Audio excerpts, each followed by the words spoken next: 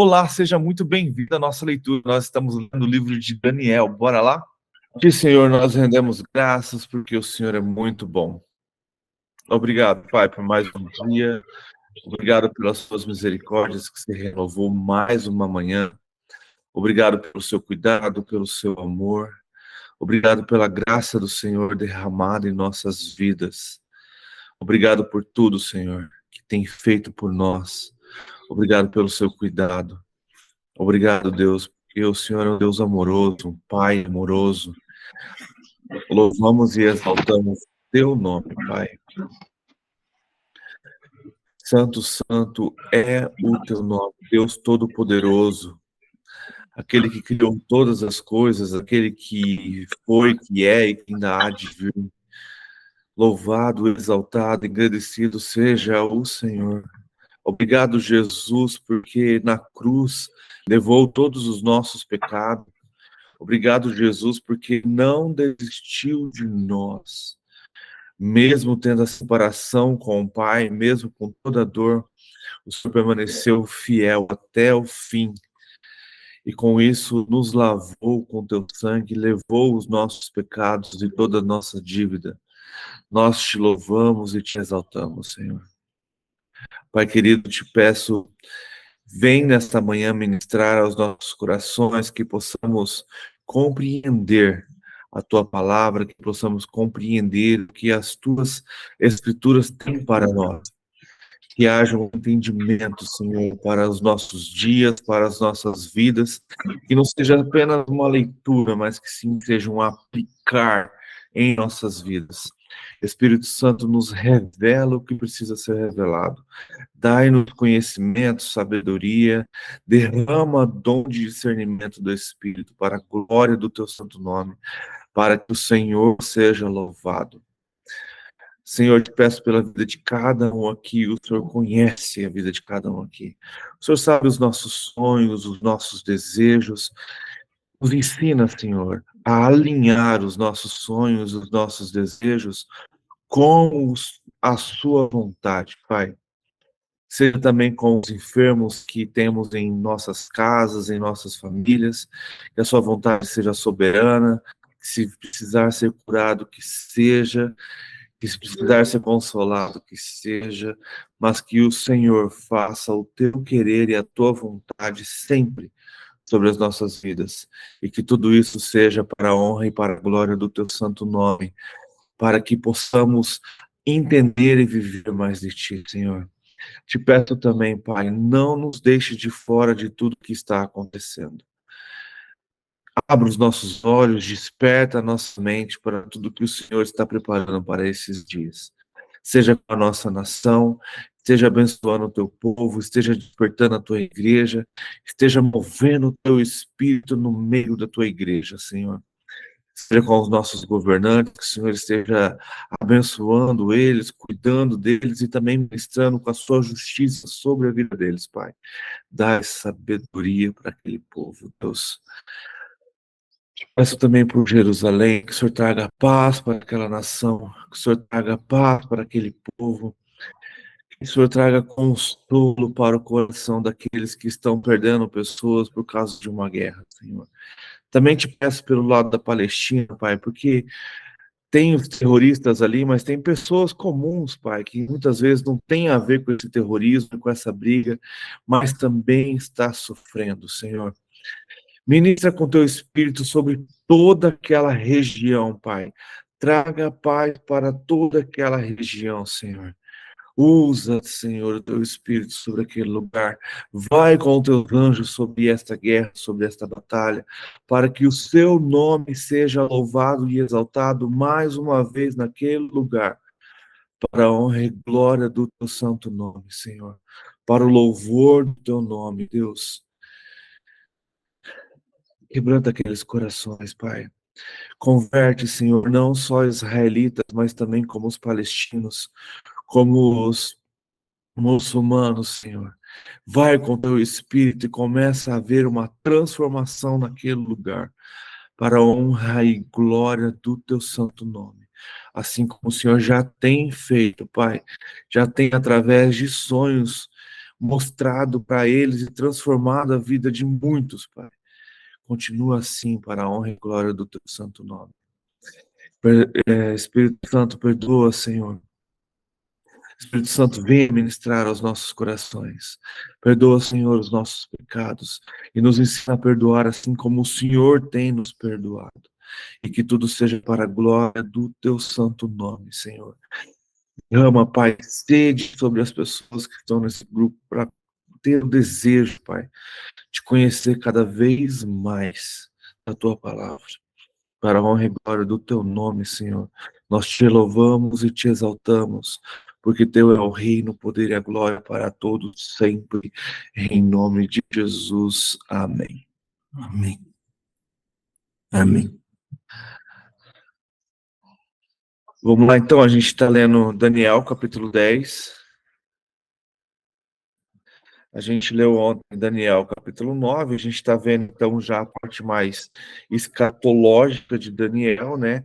Onde ele começa a ter visões das coisas futuras e das coisas futuras, tanto para eles como para aquela época, né? Como a gente viu no capítulo 8 ali, que e o 7, algumas coisas já aconteceram e outras vão acontecer. Então o anjo fala que tem coisas que são para o fim dos tempos, né? Que querendo ou não, ele dá uma amostra, e aí, como a gente aprendeu, muitas vezes a Bíblia nos dá uma sombra, né, do que vai acontecer no fim dos tempos, que é o que a gente viu ali com o general Alexandre, né, Epifânio, e a gente viu então a conta matemática ontem, né, no capítulo 9, falando sobre as 70 semanas de Daniel, e como ela tem muito a ver com a escatologia, com os fins dos tempos, e como a gente está então aguardando a última semana, né, como a gente leu ali, que vai haver uma aliança, um acordo de paz, uma falsa paz, e que no meio dessa semana o sacrifício será cessado. Éder, já está acontecendo? Não sei. A gente tem que ficar atentos aos sinais e não ficar bitolado, louco, né, não querendo mais fazer mais nada, só esperando Jesus voltar. Não é bem assim, né? Paulo repreende a igreja de Tessalônica por isso, porque Paulo ensinava a volta de Cristo para as igrejas. Eu creio muito nisso, através das cartas dele a gente pode perceber. E a igreja de Tessalônica, ele teve que falar assim, se você não trabalhar, você não come. Então vocês precisam trabalhar, porque eles pararam de fazer tudo só para esperar a volta de Cristo. E ele falou, ele não falou quando vinha, então vamos trabalhar, vamos comer, vamos continuar trabalhando para ele, vamos continuar trabalhando para o reino. E fique atento aos sinais, cuidado para que vocês não sejam enganados, né? Paulo fala isso, Jesus também fala isso em Mateus 24. Então precisamos ficar atentos. E por isso que a gente lê as escrituras e por isso que a gente estuda, para ficarmos atentos. Então vamos lá. Daniel, capítulo 10. A visão do homem vestido de linho. Olha só que lindo. No terceiro ano de Círio, rei da Pérsia, Daniel, chamado Beltesazar, recebeu uma revelação. A mensagem era verdadeira e falava de uma grande guerra. Na visão que teve, ele entendeu a mensagem. Então, olha que legal. Então, dessa vez, eu não li, tá? Então, eu vou supor que a gente não tem a visão do anjo tentando interpretar, porque ele mesmo já entendeu a mensagem. Mas, Daniel falava de uma grande guerra. Então, a gente vai perceber que no fim dos tempos, né, com a volta do Cristo, haverá grande guerra. Então, isso que a gente está vendo agora é só as dores, são só o início das dores. É o processo necessário para a volta do Mestre, né? Versículo 2. Naquela ocasião, eu, Daniel, passei 3 semanas chorando. Não comi nada saboroso, carne e vinho, nem provei e nem usei nenhuma essência aromática até que se passasse as 3 semanas. Alguém me chamou? A minha tá falando assim, fiquei 3 semanas de luto. Que legal. É. Aqui ele trouxe para mim o quê? Chorando, né? Tecnicamente, né? A gente para pensar, é quase a mesma coisa, né? Eu acho que a ideia de passar 3 semanas chorando é tristeza, né? É dor. E aqui a gente pode dar 21 dias, né? Acaba sendo. Ele é o jejum de 21 dias, né? Então, o jejum de Daniel, desses 21 dias, ele deixou de comer comida saborosa. Então, um dos jejuns interessantes para se fazer, né?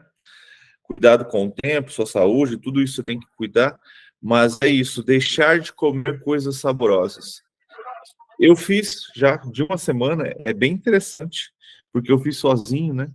E aí a gente eu levava a Márcia para comer, ela comendo churrasco na minha cara e eu comendo nada. Mas é muito bom, sabia? Porque a tua carne, ela sofre. Mas, gente, o espírito engrandece que você não tem noção do quanto. Porque você mostra para a sua carne que você é capaz de renunciar àquilo que ela tanto deseja. Eu gosto de dizer assim, que o jejum é o momento que você coloca a carne no lugar. E esses dias eu aprendi com um cara algo muito massa, cara. Ele fala assim, você sabe onde a gente mais peca no jejum? É na hora de entregar. Porque na hora de entregar, a sua carne tá, cara, tá acabando, eu vou comer, tá acabando, eu vou comer, tá acabando, eu vou comer. Aí na hora que acaba, você ataca aquele prato. Não adiantou de nada o jejum desse jeito, porque você não conseguiu dominar a sua carne. Então, na hora que você vai entregar o jejum, entrega com sabedoria, com ciência, mostra para sua carne que é você quem manda. Não vá lá e exageradamente coma tudo. Não, vai tranquilo. Como se você não tivesse feito o jejum. Eu aprendi isso, achei muito massa. Então, Daniel ficou sem comer comidas saborosas por 3 semanas, né? 21 dias, né? No 24º dia do primeiro mês, estava eu em pé, versículo 4, junto à margem de um grande rio, o Tigre. Olhei para cima e diante de mim estava um homem vestido de linho, em uma cinto, e com um cinto de ouro, puríssimo na cintura. Seu corpo era como berilo, rosto como relâmpago e os olhos como tochas acesas. Isso é maravilhoso. É a mesma visão que João tem. Parar para pensar? Os braços e pernas como o reflexo do bronze polido. E a sua voz era como o som de uma multidão. Cara, lá em lá em Apocalipse, João fala que os pés do Senhor era como bronze reluzente, né? Mesma coisa aqui, bronze polido. E aí começa a quebrar toda a nossa ideia, ou nossa visão que a gente tem de Cristo do europeu, né? O bronze não é branco, gente. Já pararam para pensar nisso? Vamos seguir. Versículo 7. Somente eu, Daniel, tive a visão. Os que me acompanhavam nada viram, mas foram tomados de tanto pavor que fugiram e se esconderam. Então, provavelmente, neste sonho, Daniel viu uma multidão, algumas pessoas estavam junto com ele, né? Se esconderam. Versículo 8. Assim fiquei sozinho, olhando para aquela grande visão. Fiquei sem forças, muito pálido e quase desfaleci. A gente tem lá em Apocalipse, quando João tem essa visão, descreve essa visão, ele cai como morto, né? Ele fala, caí como morto. E então Jesus foi lá, tocou no ombro dele e o levantou. Então eu, o ouvi falando e ao ouvi-lo, caí prostrado com o rosto em terra e perdi os sentidos. Em seguida, é a mesma visão de João, cara. Em seguida, a mão de alguém tocou-me e me pôs sobre as minhas mãos e os meus joelhos vacilantes. Ele disse, Daniel, você é muito amado. Preste bem atenção ao que vou lhe falar. Levante-se, pois eu fui enviado a você. Quando ele me disse isso, pus em pé, tremendo. Ele prosseguiu. Não tenha medo, Daniel. Desde o primeiro dia que você decidiu buscar entendimento e humilhar-se diante de Deus, suas palavras foram ouvidas e eu vim em resposta a elas. Aí agora já me deixa confuso, né? Então, a pessoa que ele viu vestido de linho pode ser que não seja a mesma que a levantou. Por quê? Porque a gente tem a pessoa que ele vê que treme e eles somem, e as pessoas somem. É a mesma representação que a gente tem de Jesus. Eu vou até buscar um comentário aqui, porque a gente vai ver que essa pessoa que está falando com ele agora e o levantou é um anjo e não o próprio Jesus. Vamos lá, versículo. Vai lá, Beth, nos seus comentários também. Me ajuda. Versículo 5. 6, Daniel vê uma figura celeste descrito como um vestido de linho, material usado por sacerdotes, que existe figura de uma estátua, seu corpo, relâmpago. Que é do 5. É porque é a mesma referência que João tem de Cristo, né?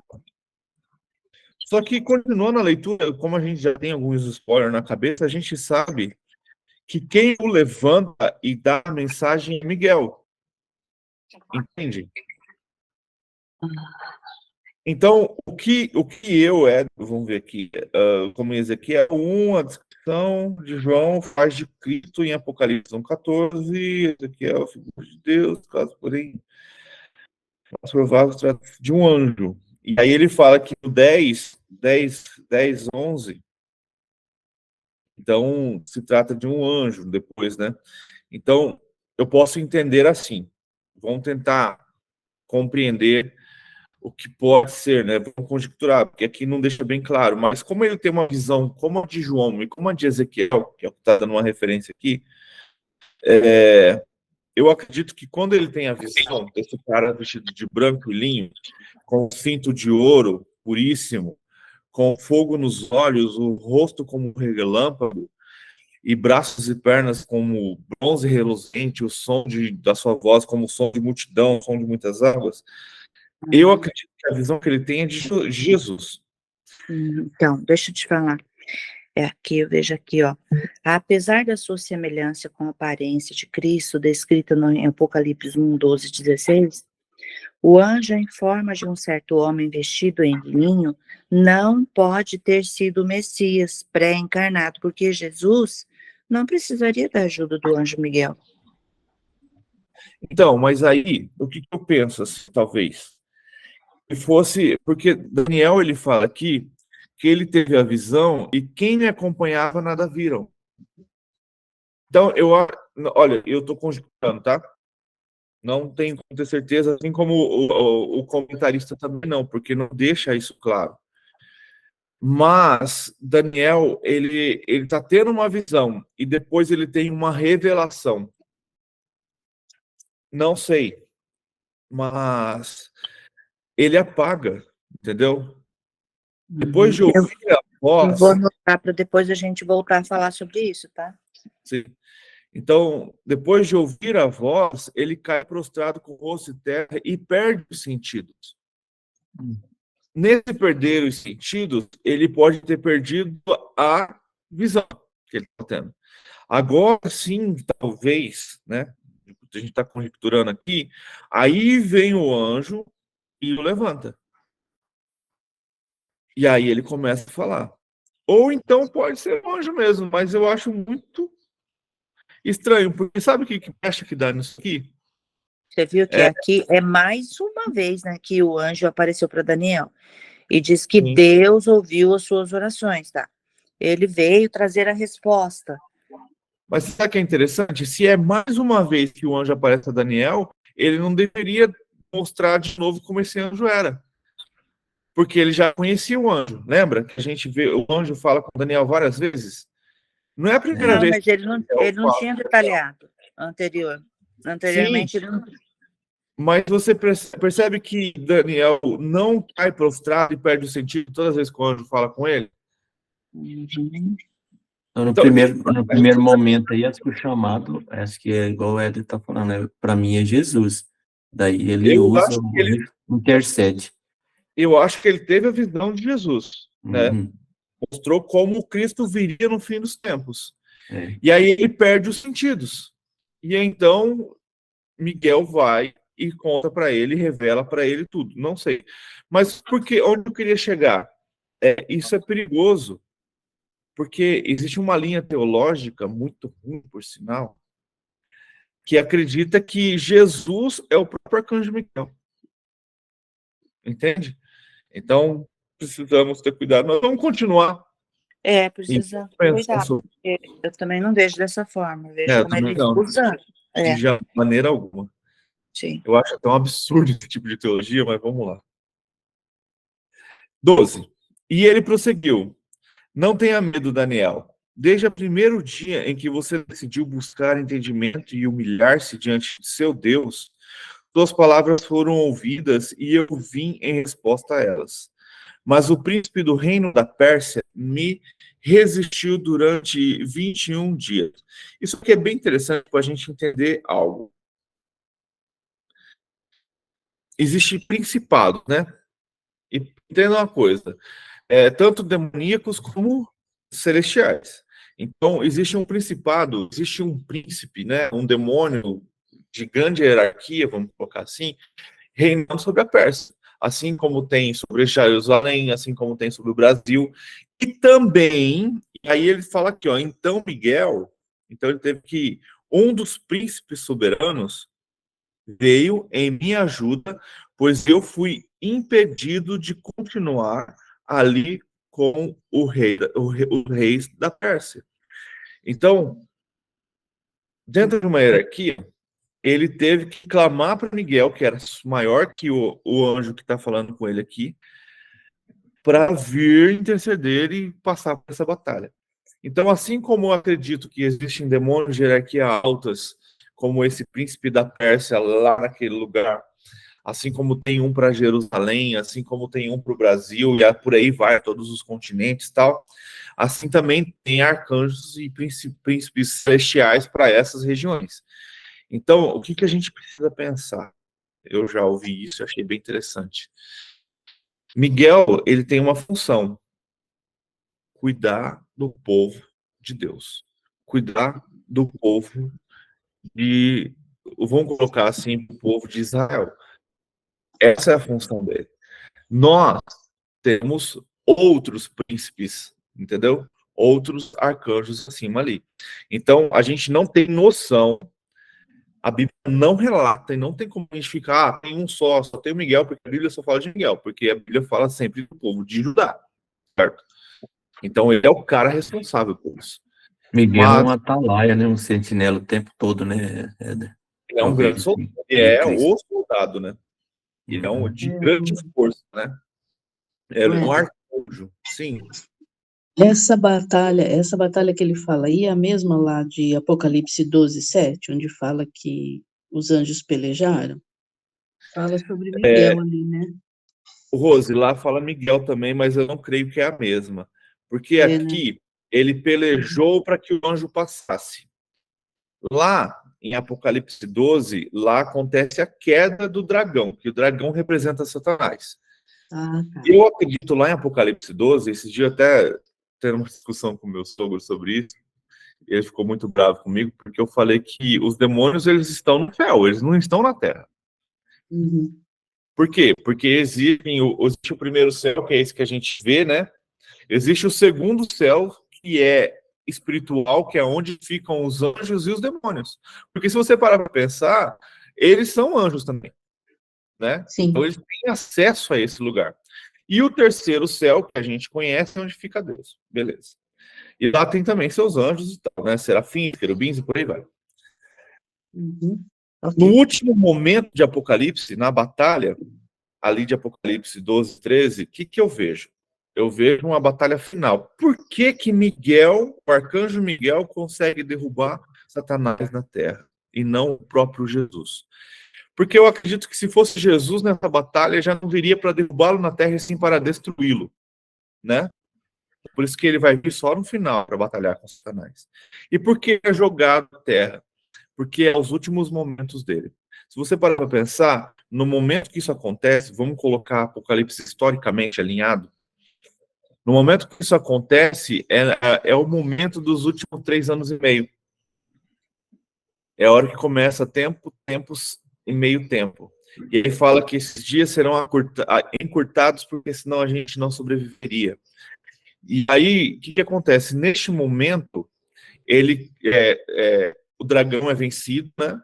E como ele está representado lá, e a sua cauda arrasta 1/3 das estrelas. Estrelas também é considerado anjos, né?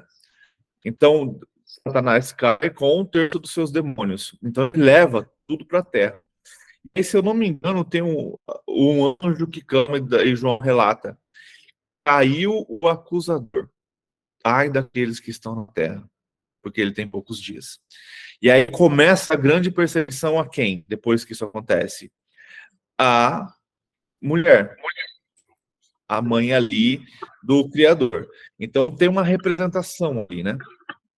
De que ele vai tentar matar a igreja de toda forma, vai tentar matar todo mundo que ele puder de toda forma.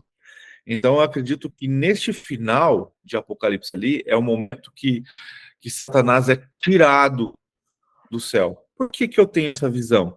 Que quando a gente vai em Jó, a gente vê em Jó que Satanás, mesmo caído, ainda tem acesso à Assembleia do Senhor. Então, como assim? Ele é o grande acusador. Então, ele é aquele cara que influencia aqui na Terra, mas influencia lá no céu também. Ele fica, ó, teu filho lá, ó, vacilou. Teu filho lá caiu. Teu filho fez isso, teu filho fez aquilo. Então, eu vejo desta forma, Apocalipse 12, 13. Então, essa batalha aqui foi mais para esse anjo passar mesmo e dar a notícia para Daniel. Éder, acho que é melhor você ler e depois comentar, porque está começando a falhar seu áudio. Então vamos lá. Agora, vim explicar-lhes o que acontecerá ao seu povo no futuro, versículo 14. Pois a visão se refere a uma época futura. Então a gente está... Ó, que interessante. Então, vamos continuar. Quando ele disse isso, prostrei-me com o rosto em terra, sem conseguir falar. Então, um ser que parecia homem tocou nos meus lábios, e eu abri a minha boca e comecei a falar. Eu disse àquele que estava em pé diante de mim: estou angustiado por causa da visão, meu Senhor, e quase desfaleço. Como posso eu, teu servo, conversar contigo, meu Senhor? Minhas forças se foram, eu mal posso respirar. O ser que parecia homem tocou em mim outra vez e me deu forças. Ele disse: não tenha medo. Você você que é muito amado, caraca, isso é muito massa, velho. Você que é muito amado, que a paz seja com você. Seja forte. Seja forte. Diante dessas palavras, senti-me fortalecido e disse: fala, meu Senhor, visto que me destes forças. Então ele me disse: você sabe por que vim? Tenho que voltar para lutar contra o príncipe da Pérsia. E, logo que eu for, chegará o príncipe da Grécia. Mas antes lhe revelarei que o que está escrito no livro da verdade. Ó, mais um livrinho para a gente que vai ter no fim dos dias. E nessa luta, ninguém me ajuda contra eles, senão Miguel, o príncipe de vocês. Aí começa o capítulo 11, né? Sendo que no primeiro ano de Dário, rei da Judéia, ajudou e apoiou. Aí começa o capítulo 11. Cara, que capítulo confuso.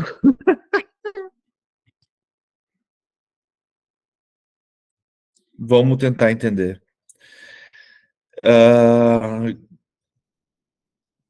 Bem nesse final, era o anjo mesmo, viu? O que dá para entender, né? Era o arcanjo mesmo, era o anjo Miguel. Que E a no gente início, e tem pessoas que confundem, porque você começa a ler, ela começa a engrandecer o anjo e daqui a pouco tá fazendo ponte.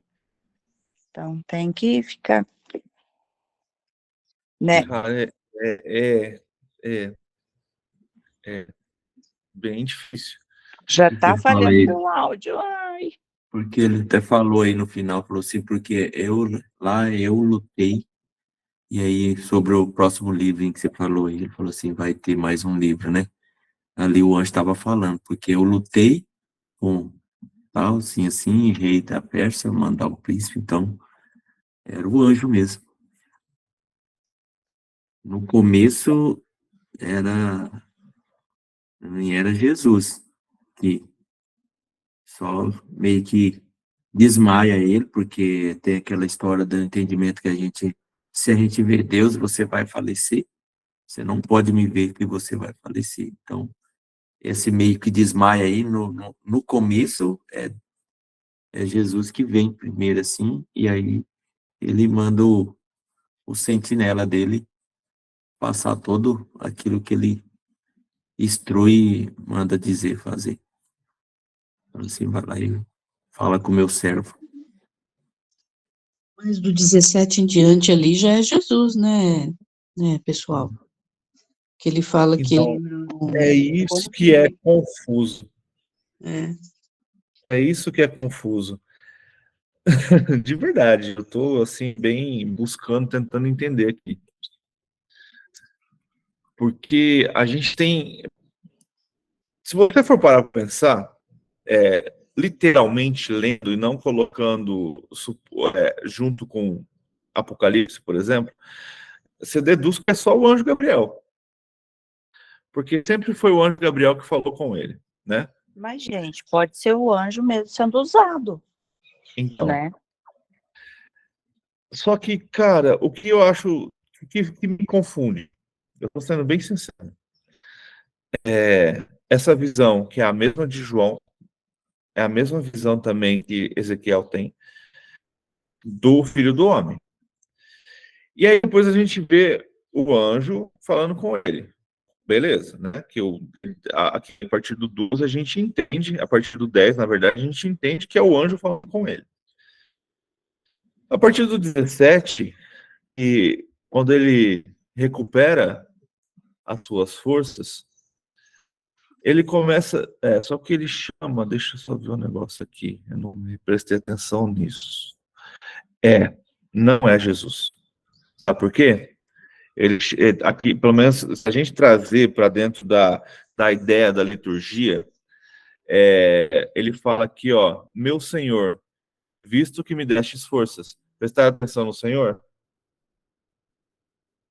Como que está o Senhor de vocês? O meu está em letra minúscula. E onde você está? Qual versículo? Versículo 18. Não, 19. No final dele. Ele disse, ó homem grandemente amado, não temas. Paz seja contigo, ser forte, sim, ser forte. E depois que ele falou a mim, fui fortalecido e disse, fala, meu Senhor, pois tu me É fortaleceste. verdade. Verdade, o Esse- Senhor está minúsculo e ele fala, Tá pois me minúsculo. fortaleceste, foi quem Aham. fortaleceu ele. Esse Senhor aqui é como uma autoridade maior que ele, não que seja o Senhor Jesus, porque tá minúsculo. Então, quem continua mesmo falando é o anjo. Então, ele me disse, você sabe por que vim? Tenho que voltar para lutar contra o príncipe da Pérsia. Então, tipo assim, é como se Gabriel voltar e vai ter que passar de novo pelo príncipe da Pérsia, né? E logo que eu for, chegará o príncipe da Grécia. Então, aqui já tá mostrando o final do rei, né? Ou também trazendo para uma cultura um pouco judaica, que eu não concordo muito, mas eles acreditam que em cada céu tem seu tempo diferente. Mas antes lhe revelarei que o que está escrito no livro da verdade. Na verdade, a gente vai ver o que está escrito no 11, né? O 9, o 10 e o... Não. O 9, o 10, o 11 e o 12, ele é uma só, né? Praticamente. Só que a gente vê a passagem de tempo, né? Ele fala que é uma passagem de tempo. Por exemplo, o 11 ele começa que sendo no primeiro ano de Dário. Uhum. E aqui no 10 ele fala que é no terceiro ano de Sírio. E aí entra aquela confusão. Dário e Sírio é o mesmo cara ou não é o mesmo cara? Né? Ó, e não é, porque ó, rei da Pérsia, Sírio, e Dário era rei dos Medos. Então, Metros. então tá ali misturando, né? Cadê? A Fabiana não tá aqui hoje, ela me ensinou que é Medos que fala. O 20 aqui é o anjo mesmo, porque aqui, ó. Então ele me disse, você sabe por que vim. Tenho que Sim, voltar para lutar contra o príncipe da Pérsia. Não é o anjo mesmo.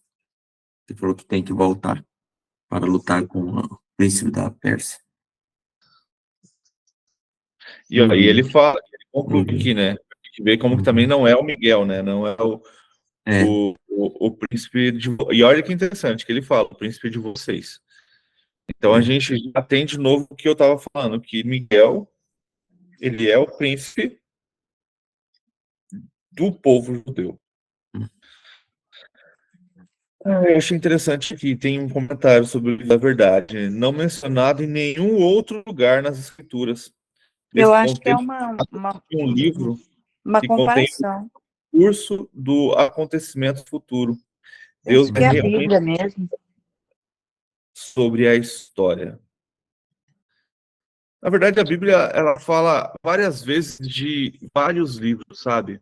Uhum. Então a gente tem na Bíblia o livro das lágrimas, o livro da verdade, o livro da vida, o livro das recompensas, Está vários. escrito. E aí quando a gente lê lá, a gente leu ontem, né? Acho que foi, fala assim, que então se abrirá vários livros, né? Ou a gente leu no 8, não lembro. No dia do julgamento se abrirá vários livros, né? Então tudo que você faz na Terra. E é lógico, né? É registrado. Né? A gente pode se dizer assim que, para o contexto bíblico, o mais básico era livros, né? Para nós hoje, pode ser que abra-se um computador com tudo ali escrito. O cara joga lá, Éder, na verdade, Éder Sandro, vamos ver o que você fez. Aí, para quem gosta, né? Vai ter aqueles negocinhos assim, como que chama? Gráfico tipo de agora esqueci tudo de contabilidade, né? O que você fez de bom, o que você fez de mal, e o que quando você chorou, quando você não chorou, quando você falou a verdade. E aí vai mostrando, então esse aqui será a sua recompensa. Vai Hum. depender do seu gráfico aqui na Terra, né? Isso é uma conjectura, tá? Isso é pensando bobeira. Mas, no capítulo 10, então, a gente tem aí algo que a gente sempre ouviu, né? Sobre o jejum de Daniel. E é interessante que esse jejum dele veio por causa de uma mensagem que ele recebeu, que falava-se de grande guerra. Então, ele entende a mensagem de uma grande guerra, e isso faz ele fazer esse jejum, E acredito que nesse jejum ele clamava ao Senhor para que houvesse uma resposta, né? Vamos trazer para esse lado. E aí ele clamou ali por 21 dias. E o que é mais interessante a gente entender, eu gosto muito dessa ideia, é que no primeiro dia de clamor dele, né, na sua primeira oração, como a gente viu no capítulo 9, quando ele começa a orar, ele já é respondido. Deus já manda Gabriel ir para ele responder. E Gabriel deixa muito claro, velho, você é muito amado. Por isso, no primeiro dia do seu clamor, eu já fui enviado a você. Mas fui impedido. Agora você imagina ser impedido em uma batalha aonde não tem como vencer pela morte, porque os anjos são seres imortais, né? Como que vence uma batalha dessa? E aí ele não consegue passar pelo príncipe da Pérsia ali, porque provavelmente Gabriel é um anjo, ele não tem essa força toda, mesmo ele tentando, ele tem que recorrer a Miguel, que é o príncipe do povo judeu, que a gente sabe que Miguel tem o cargo de um arcanjo, né? Como se fosse um general. E ali, a hora que Miguel vem para a batalha, Gabriel consegue passar. E ele fala que agora, para voltar, ele vai ter que batalhar de novo. É como se as hostes demoníacas estivessem num nível mais baixo do que os anjos. E para eles passarem para a Terra, tem que passar por eles. Curioso, Aquele né? livro desse Mundo Tenebroso, ele faz uma alusão assim bem precisa e bem, eu falo que mais fácil para compreender. Fala do mundo sobrenatural, né? Como se fosse dois mundos, nós aqui e mais acima uma batalha, anjos e demônios. Quando você ora, você dá força para os anjos lutarem com os demônios para não agir sobre a vida da pessoa, entendeu? Então, assim, fica Sim, mais fácil compreender. interessante. Eu sempre vi esse livro, nunca tive coragem de comprar. Ele é muito pesado, assim, sabe? Sim, ele sempre fala que você está conversando com uma pessoa e há um mundo espiritual agindo naquela conversa. Ele vem e nem sempre o que você quer dizer é o que a pessoa compreende, é o que a pessoa escuta, porque se ela é uma pessoa que está em constante oração, ela vai entender como coisas sobrenaturais, coisas de Deus, espirituais. Quando ela não é, aquilo é transformado, e assim, às vezes pode ser uma ofensa, uma coisa, já gera confusão. E, olha, é espetacular esse livro. Curioso. É igual tem um livro chamado Porcos na Sala. Também Eu quero ler esse. é embaçado de ler. Hum, Muito sobre batalha espiritual. sim, Cara, sim. Já ouvi tem um falar dele sermão. também. Isso que você está falando, Beth, eu acho bem interessante. Eu estava assistindo um vídeo ontem de um rapaz na rua, provavelmente estava evangelizando, que estava sendo filmado, e chega uma mulher e pega na mão dele. E aí ele começa a conversar com ela, e ele não solta ela. Ele falou, não vou soltar enquanto não orar por você. Eu sei o que você quer, você está querendo encontrar minha energia, você está querendo roubar minha energia. Nossa, fiquei Mas não. arrepiada. Nossa, é Quer dizer, desse jeito mesmo. Assim, e aí ele começa desse jeito. a falar com ela, e ela tentando fugir. Ele fala, cara, eu vejo nos seus olhos, você não vai conseguir. Desse jeito. Aí ele fala, demônios e bruxas existem. Sim, sim. Olha, e como Entende? tá olha, esses dias você tem que tomar até cuidado. Tá tão infestado, eu fui tomar um café no Café do Ponto, cara, tá cheio de coisa de bruxaria, todo mundo vestido de bruxo. Eu tive vontade de deixar o café lá e sair dali. Falei, não, vou fazer café na minha casa, vou tomar café de bruxo. Eu falei pro moço, você vai servir esse café para mim, mas você não é bruxa, você é criatura de Deus, você é bonita. Ela ficou assim, sabe como a pessoa tem um impacto? Que eu fui bem pesada ali, porque, sabe, quando eu também fiquei assim, quando eu fiquei bem chocada, eu quis falar, né? Então, eu penso até que eu fiquei um pouco agressiva, que eu falei assim para a mulher, você não é bruxa, Você não precisa ficar com esse negócio na cabeça de esqueleto, de coisa, você nem com esse chapéu. Aí comecei a falar coisa para ela, você é de Deus. Ela falou, pois é, eu também não concordo com isso, mas é a franquia que exige isso da gente, você entendeu? Dá até dó, né? Eles querem deturpar a imagem dos filhos de Deus, da criatura, né? Nossa. Cara, Então, e esse negócio de mundo espiritual é super forte. Por que que nós devemos pedir para que o Espírito Santo abra os nossos olhos? Eu desdenhava aquela música que fala, abra os olhos do meu coração. Até isso eu não tinha entendimento, eu ficava. Mas o meu coração não tem olhos.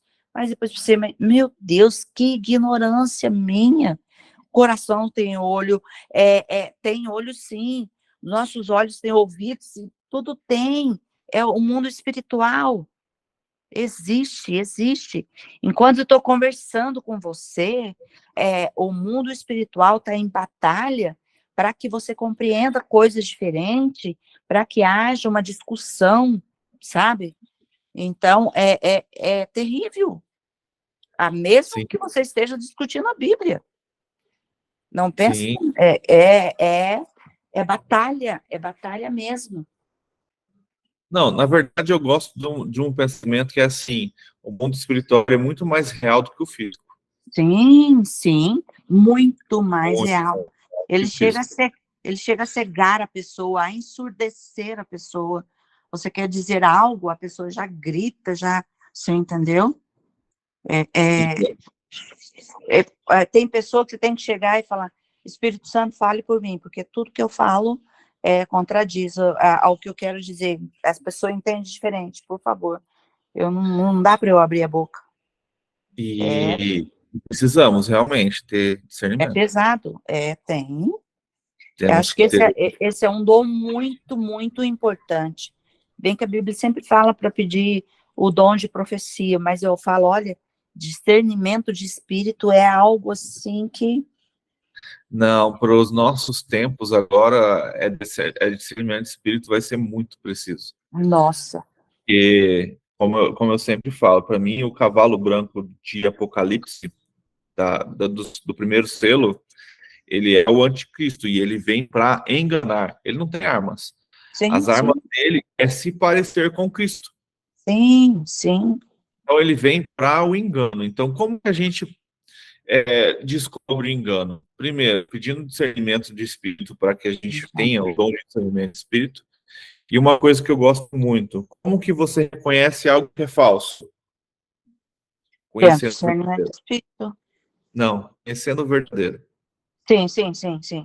Se você pega bancário, esses caras que Por trabalham exemplo, com eu dinheiro, nunca ia saber que o café que eu estava tomando era um café de galho torrado se eu não tivesse provado o café que você me deu lá na igreja.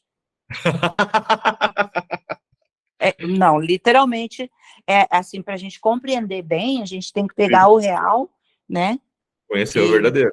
E conhecer o verdadeiro, é bem isso. Muito Aí bom. fiquei mais seletiva. Aí eu fico assim, sabe? Isso não é café. Você entendeu? Eu falei, tudo culpa do Éder. Eu nunca tinha pensado desse jeito, cara. Muito bom. Vou começar a usar esse exemplo. Não, é que é muito prático, né?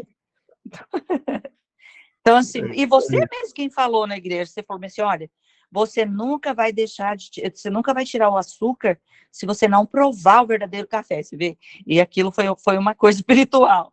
Você nunca vai... Vocês andam levando muito para o lado espiritual. Você nunca vai provar uma coisa boa, você nunca vai saber que aquilo é bom se você não provar. Você nunca vai saber que é bom estudar a Bíblia se você não acordar cedo. Então, aquilo ficou ecoando, assim, sabe? Interessante.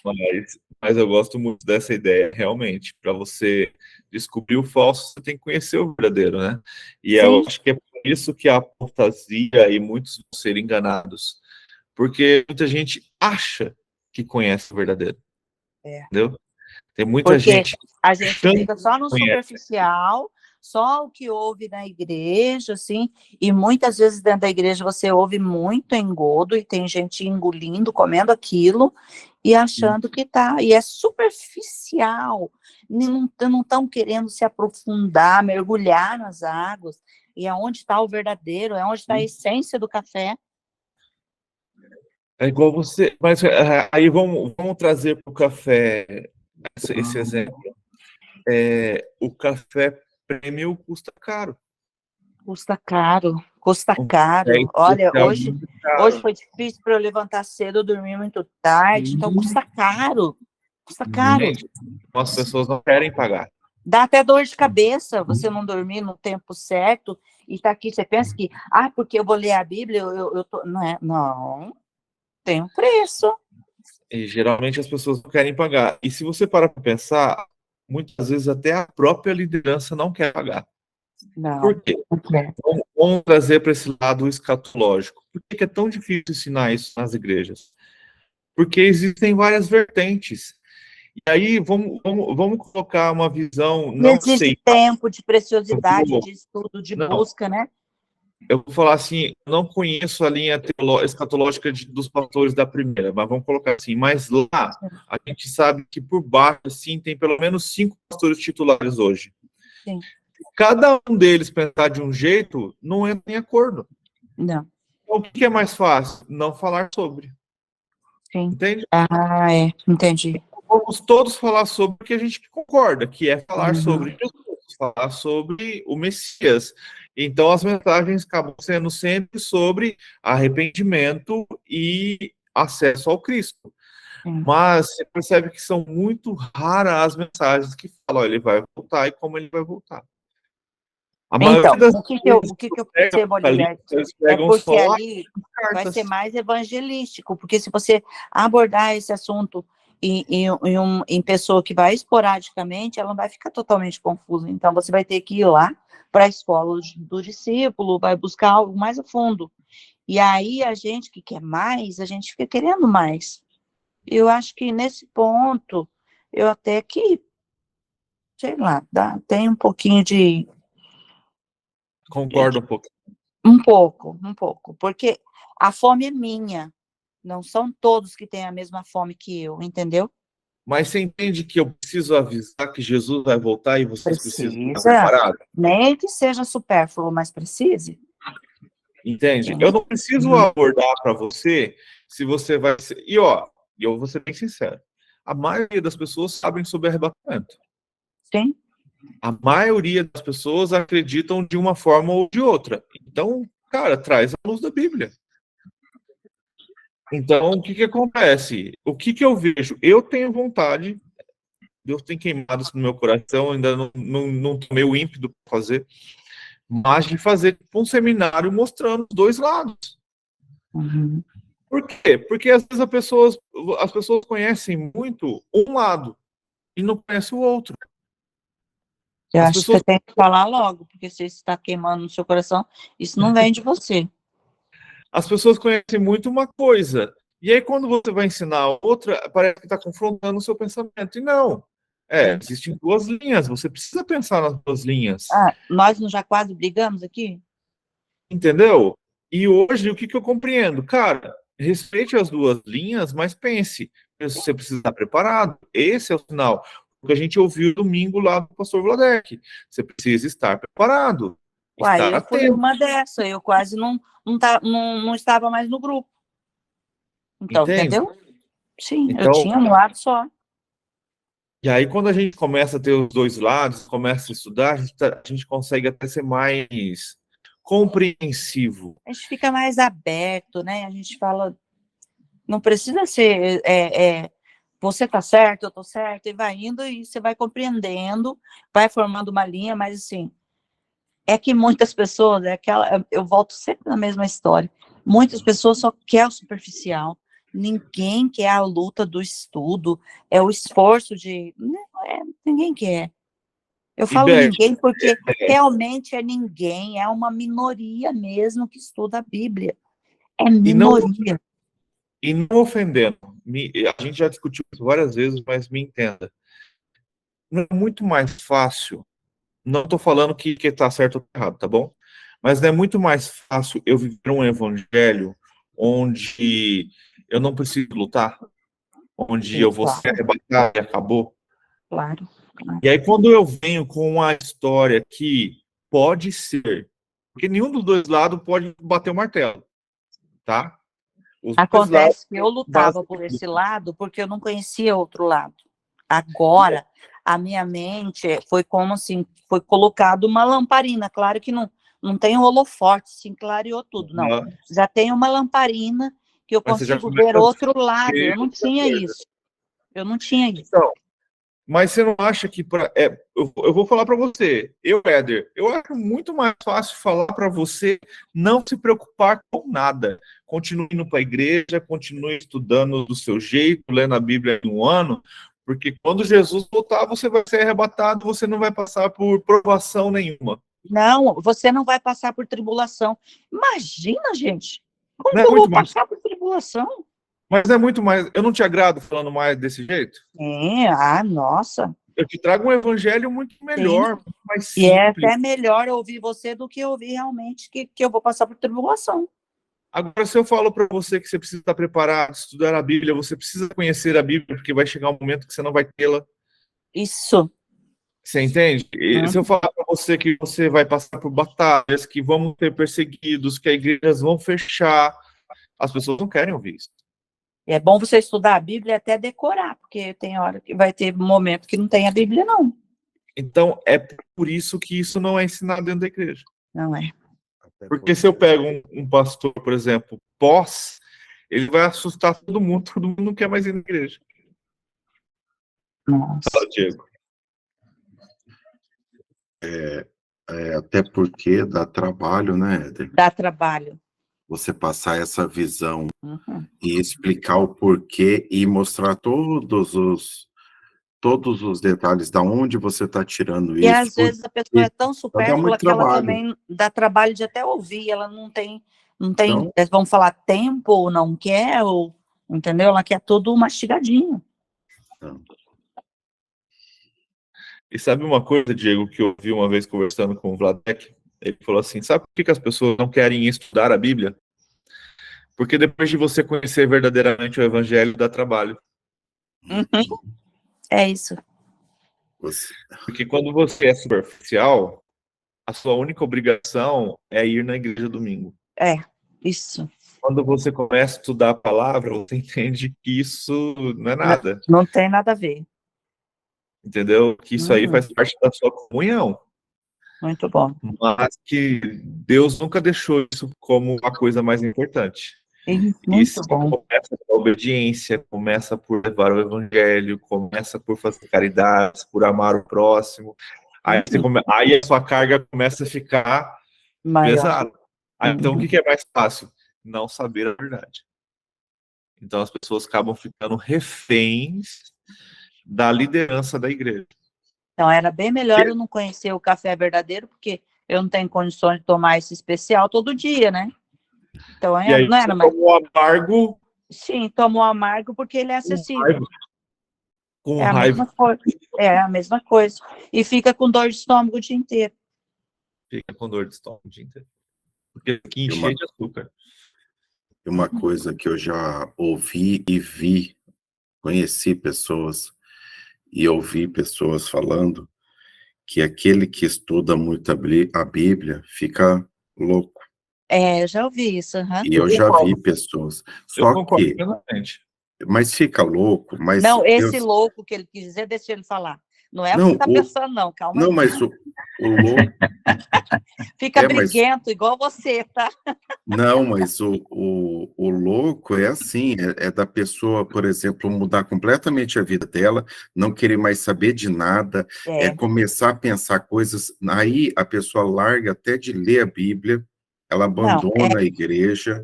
Então, mas isso aí é porque faltou discernimento espiritual, lembra das nossas conversas? Quando a gente está conversando ao mundo espiritual, então, enquanto ele estava lendo a Bíblia, sem pedir o direcionamento de Deus, com certeza o inimigo agiu ali. Mas esse que ele fala que fica louco, meu modo de ver que fica louco é porque ele só leu. E aí ele não transbordou. Quando ele sim. transborda, ele troca ideia. Mas Aí sabe, Aham. ele então, não fica mas, louco. Ele fala mas assim, E vai tem o ter outro várias lado do pessoas lobo, que concordando é com aquele ele. que briga, né? Então, Gente, deixa eu concluir, Não, mas gente. ele lê Falar pro o seu outro fala. entendimento e vai ter várias pessoas concordando com ele. Aí ele não fica louco. Agora, se ele só lê, aí é igual o Diego falou, ele fica louco mesmo. E ele quer mas, largar a mão. mas você sabe o que eu penso? Ele lê e ele não presta atenção naquilo naquilo que o Senhor está falando. sim. Porque a todo momento o Senhor fala, não tenha medo. Uhum. Não tenha medo. Uhum. Só que a pessoa, ela fica apegada à própria vida dela.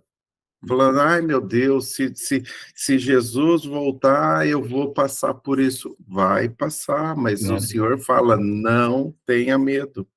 E aí a pessoa, ela fala, não quero mais ler, então vou... É onde ela pira, Uhum. porque ela não presta atenção no que é o importante. O importante é o Senhor falando, eu estarei com vocês até o final dos tempos, desde que vocês permaneçam firmes em mim, não é? Não tenha medo. E o cara não lê ele não traz isso para a vida dele. Esse é o importante. E aí o cara pira, né? Ele tem medo, ele não vai para a guerra, tem medo de arma e tem medo de morrer, né? É por isso que ele fala, não, vou me proteger, pô, eu vou se afastar disso aqui. Ele só pensa no eu, né? Nele. É que, infelizmente, a igreja brasileira é uma igreja sossegada. Não sabe o que é passar por tribulação. Está sofrendo agora uma leve pressão, ainda não é tribulação. E já estão assustados. É perseguição. Já tem gente reclamando, então precisamos ficar atentos, né? E precisamos sempre estar buscando ao Senhor verdadeiramente. Mas olha, falar a verdade, depois que eu comecei a estudar aqui com vocês, aqui, né? Porque eu já fiz vários cursos, mas aqui acho que pela oportunidade de debate, você assimila mais, né? E então, eu era mais medrosa. Agora, gente, é incrível. É como se tivesse uma nuvem de fumaça nos meus olhos. Claro que eu não consigo ver tudo, mas eu já consigo ver. Eu já cresci um pouco, sabe? Muito A gente bom. vai amadurecendo, né? Sim, sim. E você fica querendo todo dia. Eu dormi muito tarde, eu não posso fazer isso, não pode acontecer. Mas foi uma ocasião que estava atendendo parente de fora, tal. Então, e você fica assim, não, eu não posso faltar. Eu vou perder essa parte. Mas o incômodo, meu Deus do céu. E é uma coisa gostosa, sabe? Mas já aconteceu, deu eu dormir 2h30 da manhã, 5 horas tá aqui. Nossa. Já é Deus agindo na vida da gente, ó. Né? E tudo isso foi por causa de uma pessoa que fica orando, incomoda as pessoas. Então, esse negócio de incomoda as pessoas nesse horário, incomoda mesmo. Ai. Gente, vamos estar encerrando, então? Ai. Ô, Rose, você consegue orar para a gente encerrar? Vamos orar. Amém.